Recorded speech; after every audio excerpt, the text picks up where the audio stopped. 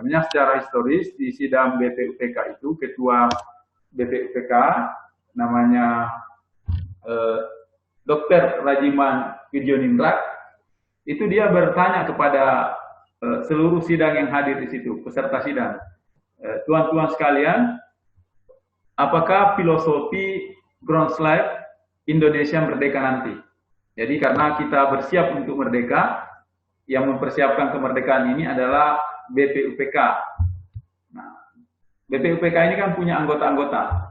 Nah, kemudian mereka bersidang untuk mempersiapkan kemerdekaan Indonesia. Nah, ketua sidangnya Pak Dr. Rajiman bertanya kepada seluruh peserta, seluruh hadirin bahwa apakah filosofi Groundsla Indonesia merdeka nanti? Nah, filosofi Groundsla itulah yang diartikan sebagai landasan falsafah bernegara. Jadi pada saat itu Rajiman tidak bertanya apakah ideologi Indonesia merdeka nanti, tapi Rajiman bertanya apakah filosofi Groundsla dari Indonesia merdeka yang kita cita-citakan. Nah, oleh karena itu kemudian pada tanggal 29 Mei ada pidato pertama yang dilakukan oleh Muhammad Yamin yang memberikan semacam butir-butir tentang filosofi Groundsla itu, landasan falsafah bernegara itu. Nah, kemudian disusul hari seterusnya yang berpidato adalah Mr. Derek Tensupomo di tanggal 31 Mei. Jadi ada sudah 2 orang yang berpidato, kemudian yang terakhir yang berpidato pada tanggal 1 Juni adalah Soekarno. Jadi Pancasila yang disebut Soekarno pada tanggal 1 Juni itu sebetulnya tidak persis sama rumusannya dengan Pancasila yang kita kenal sekarang. Nah, oleh karena itu masuk di akal sebagian pakar, sebagian ahli mengatakan bahwa Pancasila itu tidak lahir pada 1 Juni karena Pancasila yang disampaikan oleh Soekarno pada pidatonya 1 Juni itu tidak persis sama dengan rumusan Pancasila yang kita kenal dan berlaku sampai sekarang. Rumusan Pancasila yang kita kenal dan berlaku sampai sekarang itu adalah rumusan Pancasila Persi 18 Agustus 1945. Nah, tetapi ya yang kita peringati sekarang sebagai hari lahir Pancasila adalah 1 Juni, setiap 1 Juni. Nah, di antara 1 Juni 1945 dengan 18 Agustus 1945 kita merdeka, sebetulnya ada satu peristiwa ketatanegaraan yang tidak boleh kita lupa, yaitu peristiwa pada tanggal 22 Juni, di mana saat itu melahirkan yang disebut dengan Piagam Jakarta. Versi Pancasila 1 Juni yang disampaikan oleh Soekarno tadi masuk ke Pancasila Piagam Jakarta hasil sidang 22 Juni itu berbeda lagi, karena di Pancasila 22 Juni yang ada dalam Piagam Jakarta itu dia mengatakan ketuhanan dengan kewajiban menjalankan syariat Islam bagi pemeluk-pemeluknya menurut dasar kemanusiaan yang adil dan beradab. Jadi ini sudah berubah lagi. Nah, rumusannya adalah ketuhanan dengan kewajiban menjalankan syariat Islam bagi pemeluk-pemeluknya menurut dasar kemanusiaan yang adil dan beradab. Nah, kenapa muncul rumusan-rumusan seperti ini? Memang karena dalam perumusan filosofi Groundsla itu, landasan falsafah bernegara kita, memang ada 2 kelompok besar di situ. Ada tokoh-tokoh yang berlatar belakang dan berafiliasi Islam, tokoh-tokoh Islam di situ. Ada juga tokoh-tokoh yang berpaham atau berafiliasi kebangsaan. Dan yang lain ada tokoh-tokoh dari Kristiani.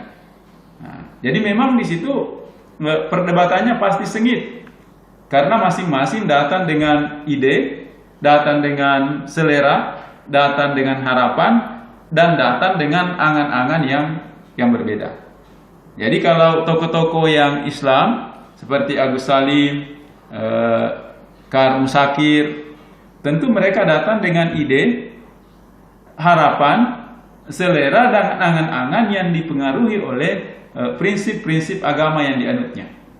Nah, sebaliknya juga tokoh-tokoh nasional seperti Muhammad Yamin, Soekarno, Hatta, Supomo itu juga datang dengan ide, harapan, selera, dan angan-angan yang dipengaruhi oleh kehidupan intelektualitas mereka, persinggungan mereka dengan masyarakat Indonesia.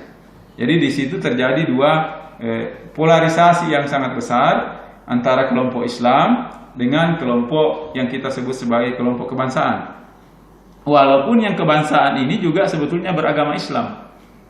Jadi bukan berarti bahwa Soekarno itu tidak beragama Islam, Muhammad Hatta tidak beragama Islam, Muhammad Yamin tidak beragama Islam, tidak seperti itu. Tetapi paham mereka lebih dipengaruhi oleh ide, selera, harapan, dan angan-angan yang berorientasi pada kebangsaan. Nah, sementara yang di kelompok sebelahnya itu, angan-angan, ide mereka itu dipengaruhi oleh prinsip-prinsip yang ada dalam agama yang mereka anut. Nah, sehingga di situ perdebatannya sangat ideologis. Nah, sampai ada yang Latu Harhari yang dari Ambon itu bertanya, kalau misalnya syariat Islam ini akan diberlakukan, tentu syariat Islam itu kan dianggap kejam karena di situ ada potong tangan misalnya. Nah, Haji Agus Salim menjawab bahwa tidak, Tuan Latu, karena kalau syariat Islam ini diberlakukan, dia akan diberlakukan menurut dasar kemanusiaan yang adil dan beradab. Jadi yang kejam-kejam itu tadi, menurut versi itu akan diberlakukan dengan dasar kemanusiaan yang adil dan beradab. Nah, di sini selalu ada relasi antara bahwa pembentukan hukum itu selalu dipengaruhi oleh ideologi. Di sini sudah mulai kelihatan, karena yang akan dirumuskan ini Pancasila sebagai sumber dari segala sumber hukum kita. Nah, pertentangan untuk melahirkan falsafah bernegara ini itu dipengaruhi oleh konsep atau ideologi tentang yang paham Islam dengan yang di sebelahnya adalah tokoh-tokoh yang kita sebut sebagai tokoh nasionalis. Dan sampai sekarang ini ada jejaknya dalam kehidupan atau realitas politik kita saat ini. Wah, sekarang selalu terdapat pertentangan itu. Nah, oleh karena itu, di antara pertentangan itu kita terima Pancasila lah yang mempertemukan semua ini. Karena Indonesia bukan negara yang sekuler, Indonesia juga bukan negara agama. Kalau yang kelompok Islam tadi itu menghendaki Indonesia sebagai negara agama, yang kelompok kebangsaan menghendaki Indonesia sebagai negara sekuler. Negara sekuler artinya negara yang memisahkan persoalan agama dengan persoalan negara. Nah, karena perdebatannya tidak mungkin menemukan jalan temu, akhirnya ditemukanlah Pancasila sebagai kompromi, sebagai satu kesepakatan yang bisa diterima oleh kelompok Islam di satu sisi, dan Pancasila juga bisa diterima oleh kelompok afiliasi kebangsaan itu. Titik temunya ada di Pancasila. Jadi tidak benar ungkapan bahwa musuh terbesar Pancasila itu agama, tidak. Nah, itu pernyataan seperti itu adalah pernyataan yang sesat. Karena Pancasila ini sebetulnya mempertemukan dua gagasan besar pada saat kita ingin merumuskan dasar negara Indonesia. Nah, sebagai perbandingan kita ambil perbandingan misalnya. Saya minta izin dulu. Ya. Mau minta izin sholat dulu Pak Dokter. Ya, yang mau sholat ya silakan. Saya sholat nanti sekalian selesai ini. Ya. Ya, makasih Pak Dokter. Ya, silakan. Nah, yang lain sekedar sebagai perbandingan misalnya, kalau di negara Arab Saudi itu kan dia menerapkan hukum Islam dan penduduknya memang mayoritas beragama Islam. Nah, begitu juga di Pakistan itu dia merupakan negara Islam, negara agama. Kalau kita ini kan negara bangsa, nation state.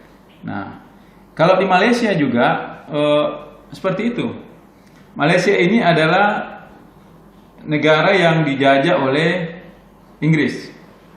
Nah, sehingga pada saat Malaysia merdeka, mereka menggunakan atau mencontek konstitusi Inggris. Nah, apa yang terjadi di Malaysia adalah karena dia mencontek konstitusi Inggris, maka di Malaysia itu konstitusi Malaysia mengatakan bahwa agama Islam merupakan agama resmi yang diakui di Malaysia.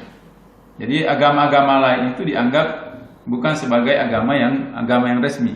Di Malaysia yang dianggap sebagai agama resmi adalah agama Islam. Karena agama Islam ini sebelum Malaysia dijajah oleh Inggris, di sana sudah ada kesultanan, dan kesultanan itu adalah merupakan kesultanan yang beragama Islam. Nah, apa yang terjadi di Malaysia itu penduduknya 54% beragama Islam. 54% beragama Islam. Selebihnya itu beragama non-Islam. Kalau kita di Indonesia mungkin penduduknya kita sekitar 84% beragama Islam, tetapi kita tidak menyebut bahwa Indonesia itu adalah negara Islam. Nah, justru terbalik, di Malaysia yang penduduknya hanya sekitar 54% Islam, tapi dia menggunakan Islam sebagai agama resmi. Nah, ini nanti mengandung konsekuensi yang berbeda satu dengan yang lain. Nah, kemudian kalau di Filipina itu dalam konstitusi Filipina dia sebut bahwa Filipina itu adalah negara sekuler yang memisahkan antara gereja dengan negara. Nah, kemudian disebutkan bahwa di Filipina juga gereja Katolik itu berada di luar negara. Jadi kalau kita bedakan antara 3 negara yang ada di Asia ini, misalnya Indonesia, Malaysia dengan Filipina. Kalau Malaysia itu tegas mengatakan bahwa agama resmi adalah agama Islam. Kalau di Filipina tegas mengatakan bahwa Filipina ini adalah negara sekuler. Karena dia negara sekuler, maka di Filipina tidak ada agama yang resmi. Nah, kita beda di Indonesia. Kalau di Indonesia itu tidak menentukan satu agama tertentu sebagai agama negara. Nah, itu yang membedakan kita dengan Malaysia. Tapi kalau di Indonesia itu agama-agama yang ada itu diakui, difasilitasi dan tidak bisa dipertanyakan oleh pemerintah. Jadi ini ada ada 3 corak kalau kita gunakan bahan perbandingan. Bagaimana relasi tadi antara satu negara relasinya dengan agama-agama yang dianut oleh warga negara itu. Nah, jadi itu yang terjadi di Malaysia. Namun meskipun Filipina mengklaim diri sebagai negara yang sekuler yang memisahkan antara urusan agama dengan urusan negara, tapi ternyata di dalam proses pengambilan keputusan yang bersifat strategis, negara Filipina itu juga tidak bisa melepaskan diri dari pengaruh-pengaruh agama yang ada di sana. Misalnya suatu saat di Filipina disahkan undang-undang tentang keluarga berencana. Nah, undang-undang keluarga berencana ini yang disahkan oleh Senat itu kemudian ditolak oleh pemerintah Filipina karena dianggap undang-undang tentang keluarga berencana itu bertentangan dengan nilai-nilai yang dianut oleh gereja Katolik. Karena Katolik itu kan cenderung menolak keluarga berencana itu. Nah, oleh karena itu berdasarkan itu maka Presiden Filipina saat itu kalau tidak memveto undang-undang yang dilahirkan oleh Senat Filipina, sehingga undang-undang yang harusnya sudah berlaku yang mengesahkan pemberlakuan keluarga berencana di Filipina itu kemudian diveto oleh Presiden Arroyo dan kemudian tidak diberlakukan. Kenapa? Karena dia menganggap bahwa undang-undang itu tadi bertentangan dengan nilai-nilai yang dianut oleh agama Katolik yang ada di Filipina. Jadi yang ingin saya sampaikan di sini sebetulnya adalah bahwa dalam kehidupan kenegaraan yang sangat kompleks sekarang ini tidak ada satu ideologi tertentu yang bisa kita sebut bahwa ideologi ini yang dianut oleh negara ini. Ini semua sudah saling bercampur aduk antara persinggungan-persinggungan atau irisan antara berbagai ideologi yang ada. Demikian pula dengan pengaruh agama terhadap negara. Walaupun ada negara yang mengatakan negara ini adalah negara sekuler berdasarkan konstitusinya, tetapi dalam praktik dan pelaksanaannya tetap dalam pengambilan keputusan yang strategis itu hal-hal yang berkaitan dengan nilai-nilai agama itu dijadikan acuan oleh negara untuk mengambil suatu kebijakan yang sangat strategis. Nah, seperti di Indonesia. Nah, di Indonesia itu kan saya sebut tadi bahwa agama itu harus difasilitasi oleh negara. Misalnya karena orang Islam ini walaupun Indonesia bukan negara Islam, tapi di dalam rukun Islam misalnya ada kewajiban untuk naik haji, maka pemerintah wajib memfasilitasi umat Islam yang akan naik haji. Makanya dibentuk Kementerian Agama. Di bawah Kementerian Agama itu ada satu dirjen yang mengurus haji dan umrah. Karena itu adalah bagian pelayanan yang dilakukan oleh negara terhadap warga negaranya dalam menjalankan agama dan kepercayaan yang dianutnya. Nah, misalnya juga ini, kalau kita lihat pengaruh ideologi terhadap hukum, kenapa di Indonesia selalu terjadi kontroversi antara ada sekelompok orang yang sekarang memperjuangkan dihapuskannya hukuman mati. Tetapi ini kan negara-negara sekarang itu dengan alasan melanggar hak asasi manusia, ada sekelompok warga dunia yang memperjuangkan agar dihapus hukuman mati. Nah, tapi di Indonesia ini menjadi sangat dilematis dan menjadi sangat problematis. Kenapa? Karena Indonesia ini penduduknya yang banyak beragama Islam, mayoritas beragama Islam. Hukuman mati itu dikenal di dalam hukum Islam.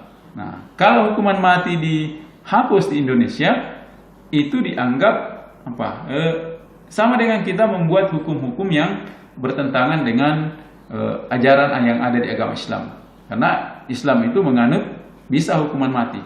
Nah, begitu juga kemarin dengan rancangan undang-undang tentang PKS ya, yang tentang kekerasan seksual. Nah, ini juga menjadi kontroversi. Itu tidak lain karena ada perdebatan ideologis yang ada di situ. Jadi hukum yang kita berlakukan, hukum positif yang berlaku di suatu negara, itu cenderung akan dipengaruhi oleh ideologi yang berkembang di negara itu. Nah, oleh karena itu saya ingin sebutkan bahwa hukum di Indonesia ini dipengaruhi oleh 4 aliran hukum. Pertama yang mempengaruhi hukum di Indonesia itu, yang pertama adalah hukum kolonial. Jadi KUHP kita itu, Kitab Undang-Undang Hukum Pidana, yang kemarin mau direvisi, tetapi kemudian banyak mendapatkan penolakan, itu kan kita ketahui bersumber dari hukum kolonial. Karena kita dijajah oleh Belanda, maka kita memperlakukan hukum yang ada di Belanda. Nah, hukum yang ada di Belanda itu bersumber dari Prancis, karena Belanda juga dijajah oleh Prancis. Maka hukum-hukum yang kita miliki sekarang, yang kita punya sekarang itu dipengaruhi oleh hukum peninggalan kolonial Belanda. Nah, bahkan dalam perilaku kita tadi muncul yang disebut dengan feudalisme. Nah, itu juga salah satu peninggalan bahwa kita adalah negara yang pernah dijajah. Sehingga dalam relasi kehidupan sosial kita itu masih muncul budaya-budaya feudalisme. Nah, yang kedua, hukum yang berpengaruh terhadap pembentukan hukum nasional kita adalah hukum Islam. Nah, tidak bisa juga dipungkiri bahwa hukum Islam itu sangat mempengaruhi pembentukan hukum nasional kita. Sehingga di Indonesia itu kan ada undang-undang tentang haji, undang-undang tentang produk halal dan sebagainya. Nah, yang saya kritik ke undang-undang produk halal itu sebetulnya saya tidak terlalu baca bagaimana isinya, tapi harusnya yang ada itu bukan undang-undang produk halal. Yang ada itu harusnya undang-undang tentang produk yang haram.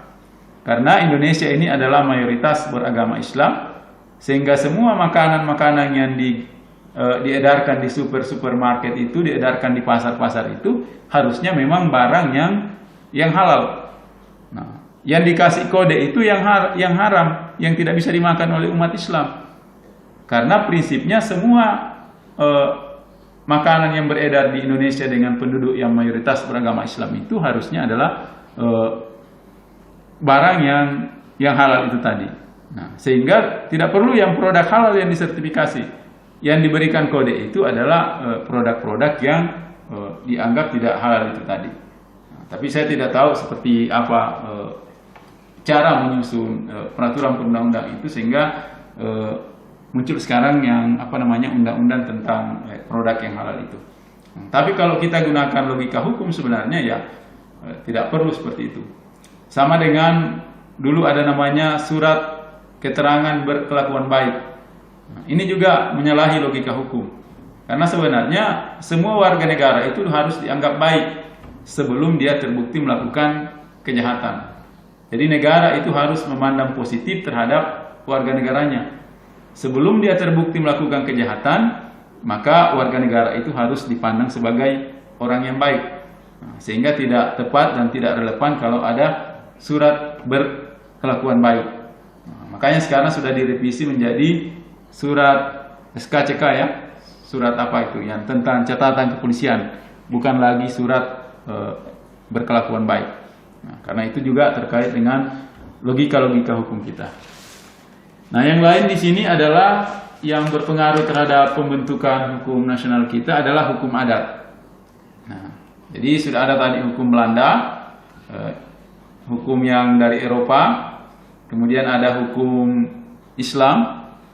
Nah, kemudian yang berpengaruh terhadap pembentukan hukum nasional kita adalah hukum adat. Kenapa? Karena Indonesia ini belum lahir, sebetulnya sudah ada komunitas-komunitas, sudah ada masyarakat yang mendiami Nusantara ini. Komunitas atau masyarakat yang mendiami Nusantara ini punya hukum-hukum tersendiri. Mereka punya hukum adat. Yang oleh karena itu dengan lahirnya Indonesia merdeka, hukum adat itu tidak boleh diberangus. Tetapi dia menjadi hasanah atau bagian dari kekayaan hukum nasional. Nah, yang keempat ada hukum Eropa, hukum Belanda, kemudian hukum Islam, hukum adat. Yang keempat adalah Indonesia ini adalah negara yang melakukan relasi dalam hubungan-hubungan internasional. Sehingga hukum kita juga dipengaruhi oleh konvensi-konvensi yang sudah diratifikasi. Misalnya konvensi tentang hak asasi manusia. Nah, kita harus memberikan penghormatan terhadap hak asasi manusia. Karena hak asasi manusia ini merupakan isu dunia. Isu masyarakat dunia yang beradab. Nah, termasuk juga aspek-aspek yang berkaitan dengan lingkungan. Nah, lingkungan itu menjadi isu dunia, sehingga kita harus menyesuaikan diri. Hukum-hukum nasional kita itu harus berupaya sedemikian rupa mengadaptasi hukum-hukum yang berlaku di dunia. Termasuk konvensi yang berkaitan dengan ILO, tenaga kerja. Perlindungan terhadap tenaga kerja itu juga menjadi konsen dari konvensi-konvensi internasional yang kita ratifikasi. Nah, kemudian kita masuk ke ilmu hukum. Ini tadi saya sudah panjang lebar menjelaskan tentang ideologi, kemudian mau tidak mau tadi sedikit berkaitan dengan relasi antara agama dengan negara, dan terakhir untuk sesi ini kita akan melihat yang berkaitan dengan hukum. Nah, secara sederhana pada kesempatan ini saya ingin menjelaskan, mungkin saudara-saudara juga saya kira sudah mengetahui tentang dimensi dan karakteristik ilmu hukum. Jadi ilmu hukum ini adalah ilmu jenis sendiri, sui generis. Nanti Anda baca bukunya Prof. Hajon, ya, Profesor Philippus Hajon. Ada buku tipis itu, tapi untuk mahasiswa S2 harus dibaca ya. Namanya Argumentasi Hukum. Ada dimensi dan karakteristik ilmu hukum. Pertama, dimensi dan karakteristik ilmu hukum yang pertama itu adalah hukum ini adalah ilmu tentang norma. Nah, jadi ini yang kita harus pahami, bahwa ilmu hukum itu adalah ilmu tentang norma. Nah, apa norma itu? Ya, tentang larangan dan perintah. Jadi secara garis besar norma itu dibagi dua.